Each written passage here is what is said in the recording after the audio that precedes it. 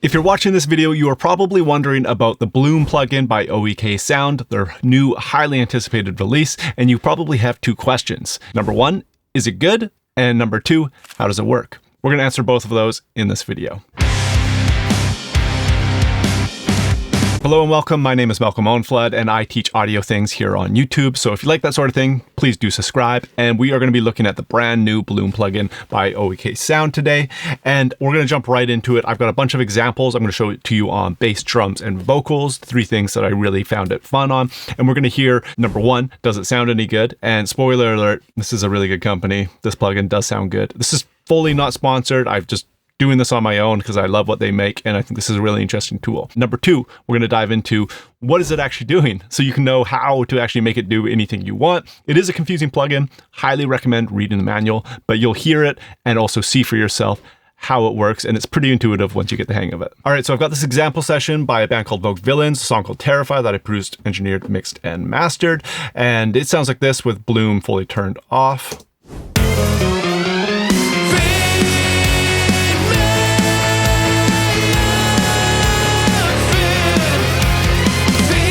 So cool, big, like that's a big outro for one of their songs. And yeah, cool sounding band. I like this mix. And we're going to dig into this. Let's start with the drums. So I've got Bloom pulled up here, unbypass it, and we'll just make sure we're factory default. And I'm going to pull this all the way down to 0. And if I click play, it's not doing anything. So as we scale up this amount, it starts doing its thing. And what it's doing is trying to balance the signal of what it's hearing. So that means that if it thinks that it's a little bass heavy, it's going to try and correct for that and maybe brighten things up to create a more balanced response. What's really interesting is that it is listening always kind of thing. So it's not like static, like it made a decision, it's going to hold that. It's constantly listening to what it is hearing and trying to compensate.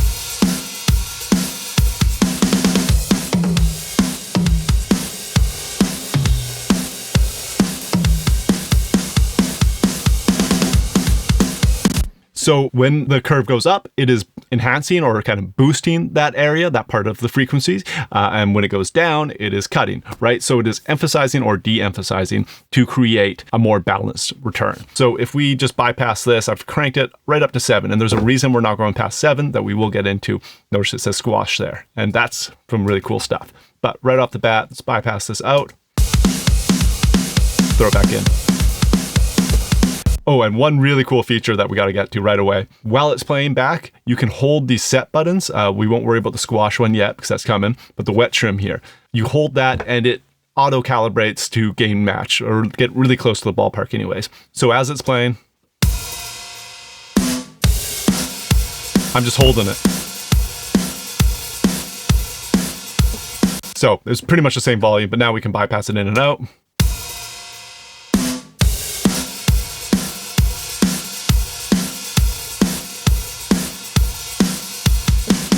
Right, so right now I honestly prefer it with it off. It has made it more balanced, but does that sound more exciting? Not necessarily, right? But it has kind of just like made it more static sounding to me. So in this case, not desirable, but that's not what you're meant to do necessarily. If this was maybe a worse mixed drum kit, maybe you'd be working harder and doing more correction there. I will admit the bottom end is really tight with it turned on. Listen for that.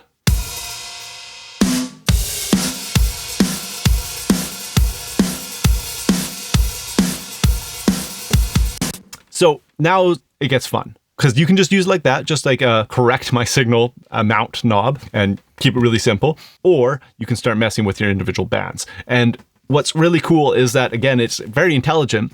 As I boost something, say we emphasize our lows, and emphasize is the key word here. Think of it as emphasizing rather than boosting, because to emphasize the low end, it has to change the rest of it to allow for that to happen and still try to maintain a balanced kind of response. So we are getting a balanced response by cranking up our amount knob, and then we're saying, hey, emphasize our low end. That's the job that we want this instrument to be doing. So kick's very present in the song, so we want that to be kind of emphasized. So I'm going to play that and dial up our lows here.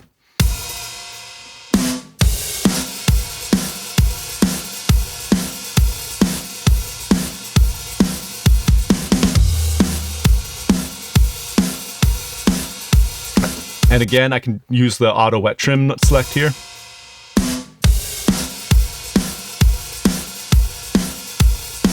Bypass it out.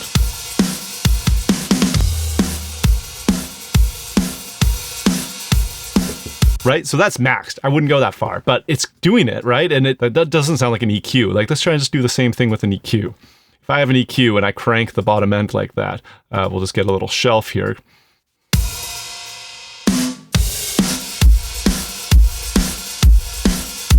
Even if I go lower. Like, that's terrible. That's not helping at all. Whereas with this, I'm getting way more bottom end, but it still sounds like my drum kit. It hasn't done that weird push EQ thing.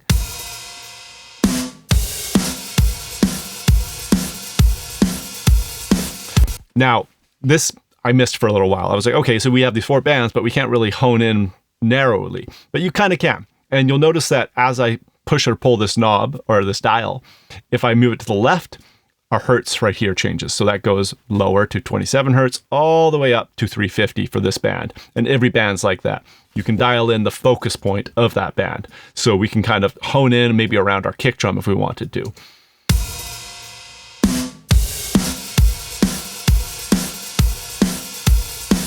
I like that, right around 50.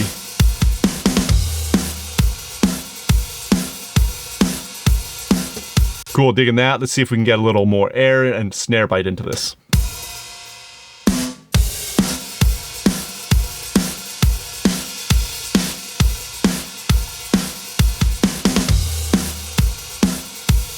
Pretty much going to leave that out, I think, but I do think there's some kind of top end sizzle we can get happening.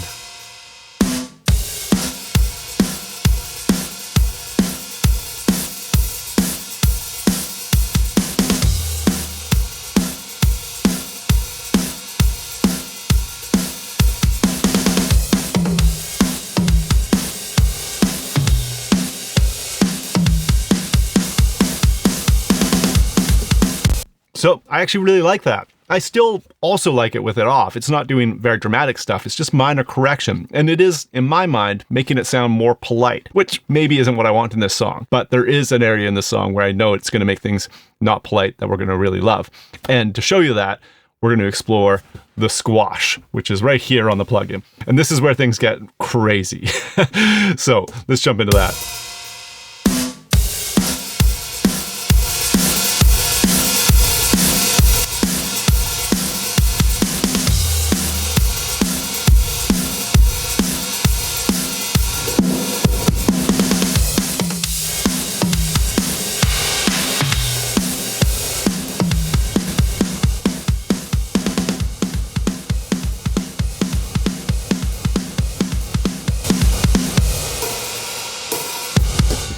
A lot just happened there.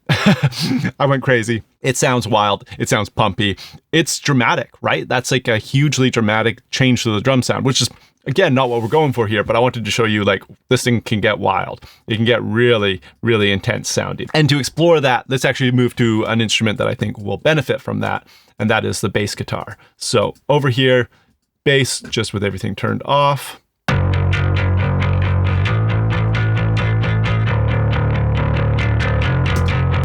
Really aggressive bass tone, right? I like that as well, but let's turn this on.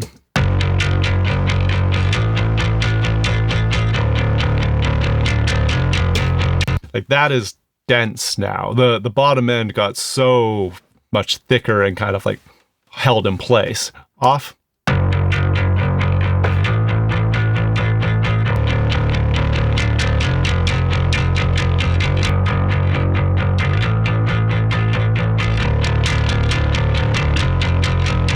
I love that.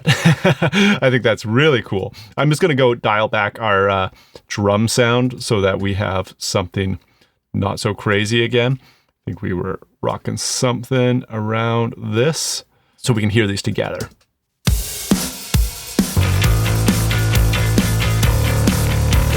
All right, now I'll toggle in that bass balloon instance in and out, hearing those together.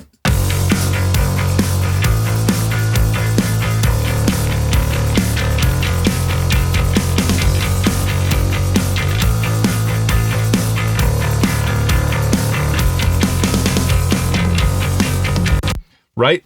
Grittier, but also fuller. So that's a home run, I think. Bass is tricky, right? Especially if you're not careful recording it. The common mistake, I would say, is recording bass with strings that are a little too dead. So now you've got low end, you've got bass, but you don't have any attack to like represent the upper harmonics of that bass, and it becomes really hard to mix.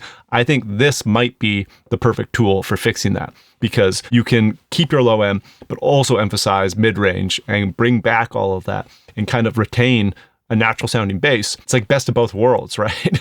So that's very cool. Let's see how far we can push this.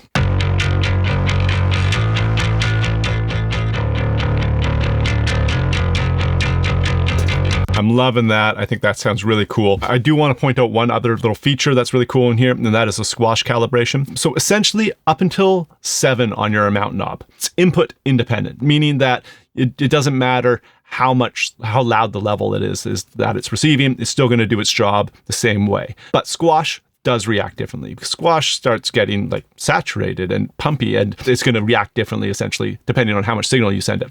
So you can calibrate how hard or not hard you're driving it, and it will respond differently. In this case, I'm just liking what it's doing naturally.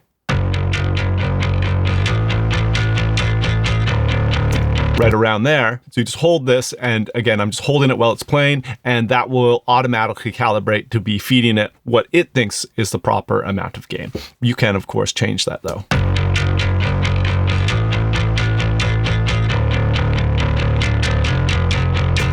So it was pretty close already, but you get my point. And if you're ever worried about A-Bing, you just again hold the wet trim.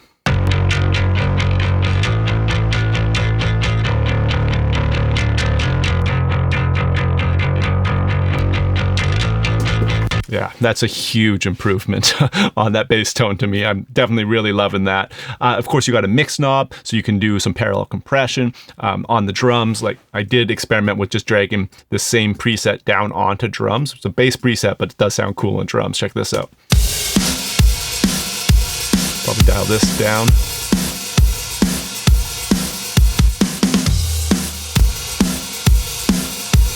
Right, so very kind of pumpy, I would say. We can drag the mix down.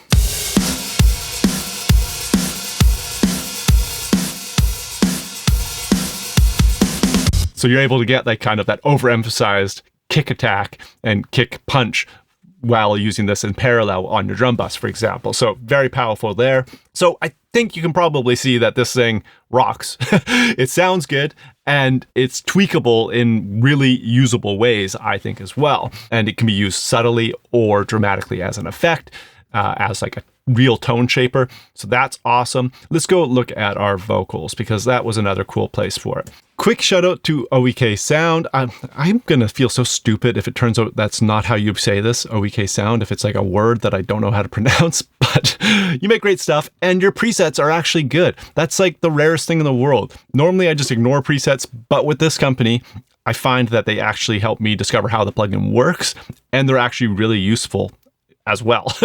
So highly recommend digging into those. So I went digging around their vocal presets and found this rock vocal here. Let's head to our course. You think you terrify me, but I know what's terrifying. Just wait, one day you'll see. So that is just our rock vocal as I mixed it without Bloom. Now let's throw this in.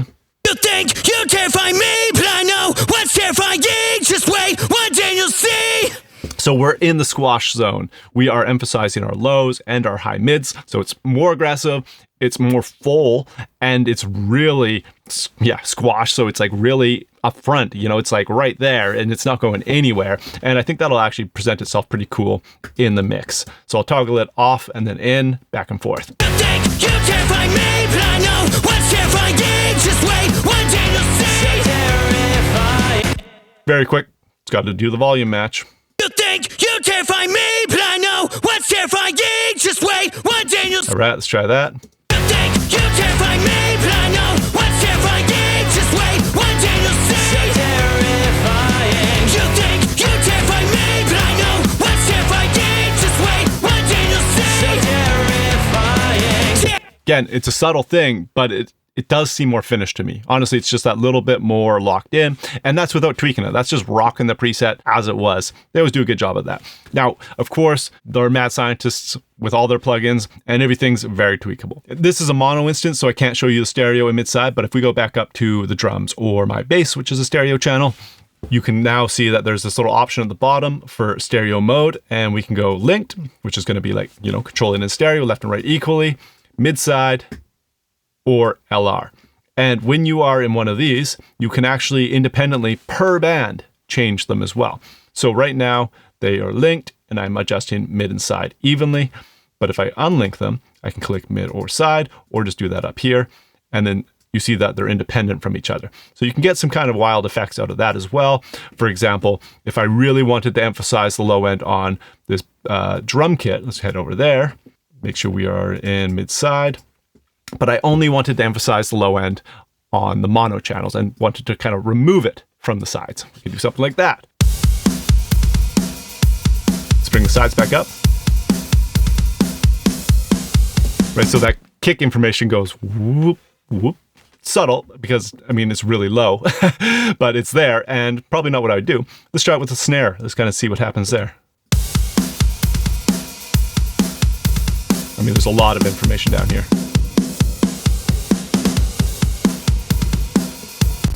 Not giving me anything I want, but that's kind of not the point. The point is that you can do it, and there might be a situation where that's what you need. So it's there if you need it. All right, so to end this video off, I think I'll just play a part of the song and I'll toggle these 3 instances in and out so we can just hear the parts that we did use Bloom on engaged and then bypassed, and give you kind of an idea of their impact on the mix overall. Worth noting that I did try it on the mix bus, and I actually liked that as well. It's something I would want to do earlier in the process though, rather than just trying to slap it on at the end, I think. And I did try it on guitars, and it made the guitars really nice sounding. But that's the opposite of what I'd want in a song like this. I don't want them to be more polite at all. I want them to be gritty and ugly. So didn't use them there, and that's where I landed with bass, drums, and vocals on this, and just the lead vocals where I landed.